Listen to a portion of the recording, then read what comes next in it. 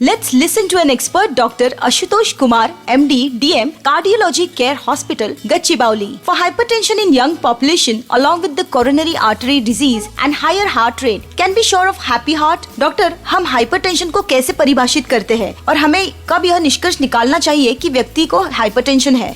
Hypertension एक condition है जहाँ पर किसी आदमी का या किसी महिला का ब्लड प्रेशर एक लेवल से एबव में जाके रीसेट हो जाता है। रीसेट का मतलब होता है जो नॉर्मली हर आदमी में 120 या 110/70 जो ब्लड प्रेशर है या 130/90 ब्लड प्रेशर ये फ्लक्चुएट होता है, बट ये एक रेंज में रहता है जिसको कहते हैं नॉर्मल रेंज। जब ये रेंज बढ़कर अब नॉर्मल रेंज में जाता है तब हम उसको हाइपरटेंशन कहते हैं। Means resetting of the blood pressure which is normally हर आदमी में एक रेंज से हटकर अपर साइड में जाके रीसेट हो जाता है, मतलब फिक्स हो जाता है, उसको कहते हैं हाइपरटेंशन। और उसको मेजरमेंट करने का बहुत ईजी तरीका होता है, ब्लड प्रेशर के मशीन को यूज करके अपना ब्लड प्रेशर चेक कर सकते, जो कि डॉक्टर के क्लिनिक या home either of things can be done, और उससे ब्लड प्रेशर को डायग्नोज किया है। डॉक्टर, क्या हाइपरटेंशन पूरी तरह ठीक हो सकता है? या हाइपरटेंशन जब भी हम डायग्नोज करते हैं हम लोगों को ये पता होना चाहिए कि ये किस तरीके का हाइपरटेंशन है, primary versus secondary. Primary means जिसको कहते हैं इडियोपैथी, जिसका कोई कॉज नहीं है, जो कि 95% टाइम इनक्यूरेबल होता है। और यहाँ पर जो हम लोग ट्रीटमेंट करते हैं आफ्टर डायग्नोसिस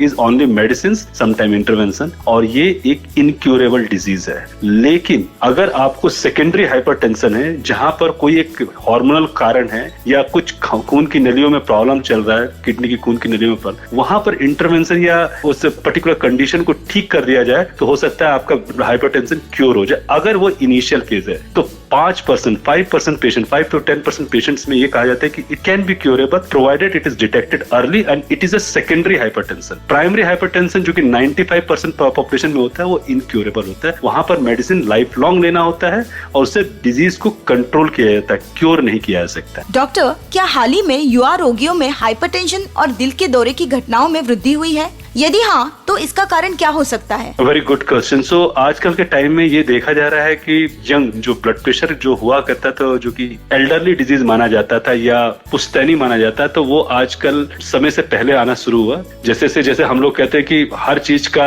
10 ईयर पहले आना जेनेटिक्स में माना जाता है। मतलब अगर आपके फादर को 40 ईयर्स में हाइपरटेंशन हुआ है तो उनके बच्चों को वो 30 से 35 साल की उम्र में आ जाता है, जिसको कहते हैं जेनेटिकल एंटीसिपेशन। ये चीज बहुत नॉर्मल थी, लेकिन हाइपरटेंशन का इंसिडेंस आने वाले टाइम में, मतलब पिछले कुछ डेकेड्स में, जैसे 1 और 2 डेकेड्स में इट हैज इंक्रीज। दो चीज से, एक जागरूकता उसके कारण पता चला है और दूसरा ये डिजीज कम उम्र में अफेक्ट करने लगी है। और उसका सबसे इंपॉर्टेंट कारण है लाइफ स्टाइल। लाइफ स्टाइल में जो हम लोग जिस प्रतिद्वंदिता के में पड़े हैं, जिसमें आपका खाना पाना रहन सहन सब चीज इन्वॉल्व है, वो चीज हाइपरटेंशन को प्रोत्साहित कर रही है। And that is one of the reason, खासकर कोरोना के टाइम में ये चीजें काफी बढ़ी। लोग इतने सेडेंट्री हो गए हैं, इतने गजब डिपेंडेंट हो चुके हैं कि उनका जो रिस्क फैक्टर्स है हाइपरटेंशन डेवलप करने का वो बढ़ता चला गया। Public awareness initiative by Glenmark pharmaceuticals.